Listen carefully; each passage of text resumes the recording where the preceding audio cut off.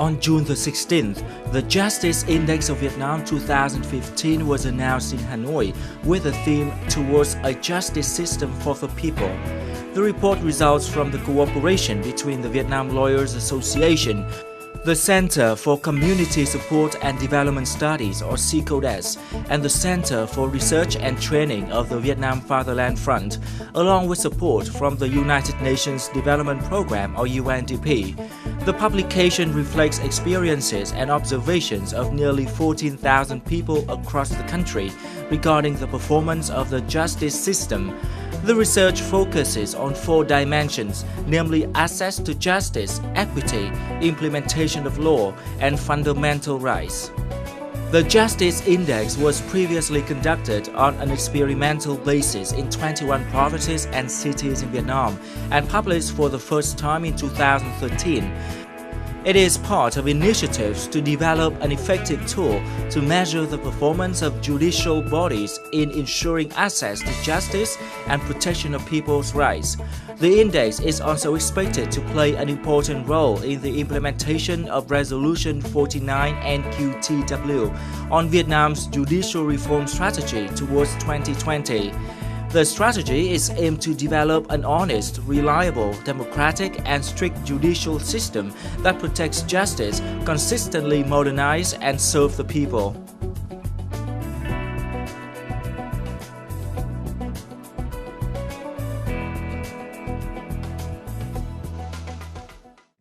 Hello and welcome to Sharing Vietnam. In our program today, we will get to know a new initiative to facilitate the legal reforms here in Vietnam, which is Vietnam's Justice Index. Our guest today is Mr. Dennis Curry, Assistant Country Director in charge of governance and participation of UNDP here in Vietnam. So hello, Mr. Curry. Thank you very much for joining us today. What are the reasons for UNDP to support the making of Vietnam's Justice Index? Well, UNDP has supported the Justice Index as a knowledge base and an evidence base for policy making in the justice sector that we hope can help to make further advancements towards a justice system that serves the needs of people and that is efficient and fair and that holds people's confidence. So at the national level, we feel that data can help drive policy, drive informed, evidence-based decision-making going forward. At the provincial level and within the index, we have a provincial scorecard for each province. We have some samples in the report, but on our website online, all 63 provinces are there. And within that, we have 4 dimensions and of access, equity, implementation of laws and protection of rights. And within that then you have up to about 80 sub-indicators. And so that provides a wealth of data that provincial level decision makers can draw from to guide their own next steps. It can show where a province is performing strongly compared to others. And it can also show where there are gaps and weaknesses where investment can be directed. There can also be knowledge sharing and learning between provinces, so those successes in one province can be shared elsewhere so that policymakers can make similar positive steps. So we feel that and hope that there is a broad and diverse usefulness for the report and its data. As far as I know, there's a linkage between the Justice Index and Sustainable Development Goals. So could you elaborate on the connection? As you rightly pointed out, the Sustainable Development Goals, they are a central priority for the UN globally, and as a core part of that agenda is the need for data, and particularly now as we take the first steps perhaps this year, working towards the 2030 goals, data and monitoring frameworks are really essential. So we feel that the Justice Index can really support that framework nationally in Vietnam. To set the baseline, what we call in the industry, those baseline figures of where we stand now on these important issues of justice. Within the SDG framework, I'd focus particularly on 3 of the 17 goals. Goal number 5 focuses on gender equality. Goal number 10 focuses on equality overall, equity and equality. and goal number 16 focuses on justice and governance and peace. So we feel that the data that is collected in the Justice Index based on citizen consultation can serve a very good purpose as that baseline for the start of the SDG process, and then moving forward over time to track those figures as Vietnam makes progress under those goals in particular. Well, Vietnam's Justice Index is said to be based on international experience, so could you give us more information in this regard? Certainly, UNDP, we see ourselves as a global knowledge connector. We have a lot of experience in supporting this kind of work around the world, where we connect with the most modern and the latest thinking in the academic circuit on this kind of complex task of measuring citizens' experiences of the justice sector. We draw in the highest level of international expertise, people who have worked elsewhere in different countries. I would mention, however, that each index, when we do this kind of study, it's very much grounded in the reality of the country that we operate in. We have benefited hugely from the partnerships in country that drive this work, the research organization SECODIS that drives it, the Vietnam Lawyers Association, and the Vietnam Fatherland Front that guide the work. So without that national context and the fine-tuning of the report to the context, that is absolutely essential to make sure the tool is useful and relevant here in Vietnam.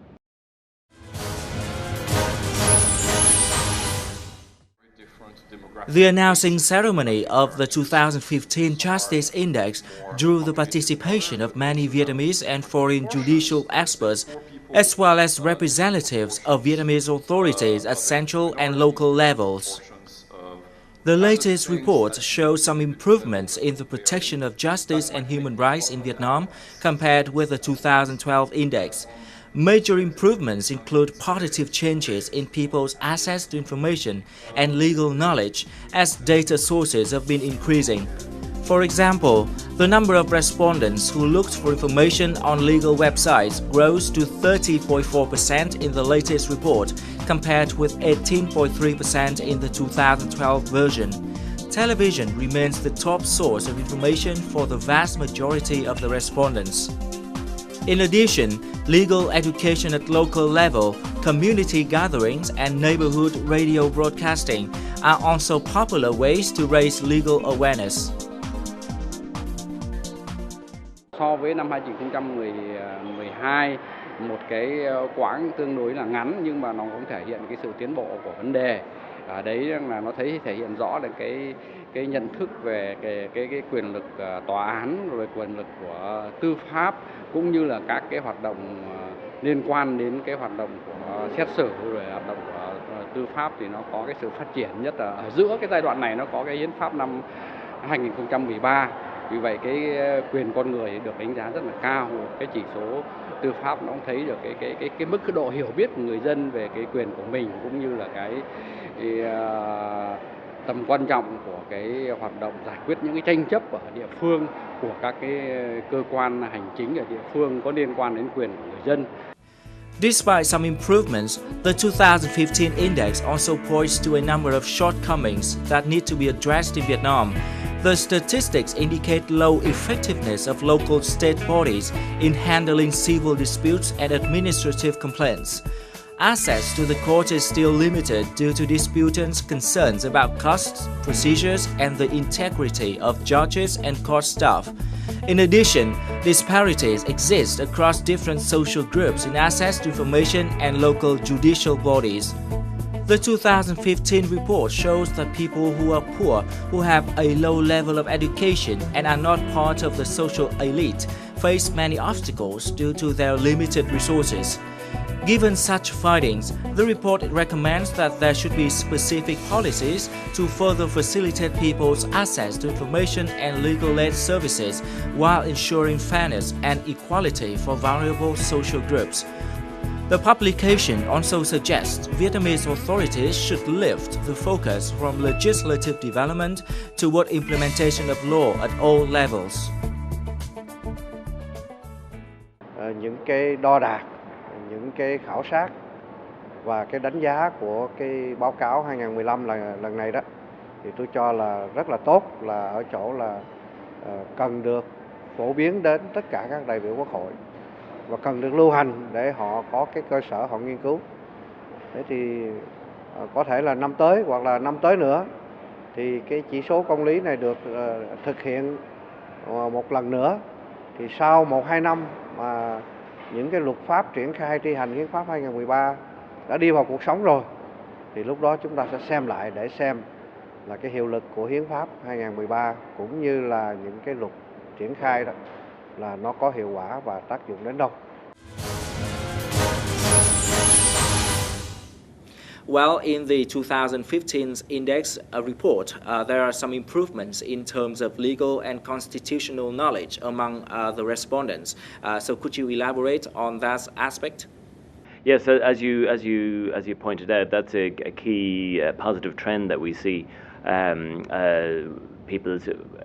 A general increase in people's awareness of legal knowledge.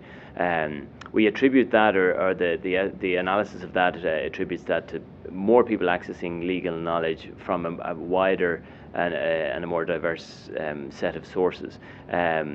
So that can be from legal professionals, but also even television.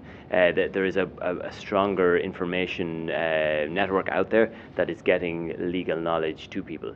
So that is a very positive development, and I think perhaps a result of the investments in that area, and that is something we encourage to continue. Well, the 2015 index report includes a broad set of recommendations for policymakers. So could you give us some information on the key recommendations? Clearly a need to ensure that further progress is made to make sure that the justice system is efficient, that its integrity is strengthened, and that people can have full confidence in the justice sector. A consciousness of the disparities between groups is essential to make sure that vulnerable individuals or groups have as much have their legal needs and their access to justice issues covered. And finally, then, I think that investment in people's awareness of legal mechanisms from a demand perspective, but also from a supply perspective, making sure that we have a competent and adequate, in terms of numbers, legal professional cadre in the country. So investments in legal training and the professionalization and the expansion of the legal advisory sector would be a very good policy route, we believe. And finally, could you reveal some of UNDP's plan to cooperate with local partners in order to make the recommendations become reality? Well, at UNDP, we continue our support to the justice sector overall. We have a long ongoing partnership with Ministry of Justice, which will continue supporting these areas, working together on issues of rights awareness, legal reform, ensuring that when laws are reformed, implementation comes down to the grassroots level, so that people at the grassroots level benefit from those changes. So those partnerships will continue, and it remains a central priority for UNDP to support Vietnam's advancing progress in that area. We very much would like to keep a priority on the Justice Index. We feel that, again, it's a strong evidence base to support that advancement in Vietnam in modernizing and making very efficient and the justice sector, and supporting policy decision making at the national and provincial level, and of course, as we discussed, covering the Sustainable Development Goals, ensuring that we have data to monitor Vietnam's progress going forward. Well, Mr. Carey, thank you so much for spending your time with us today and sharing meaningful insights. Well, that's all for our Sharing Vietnam today. Thank you so much for watching, and see you again next time.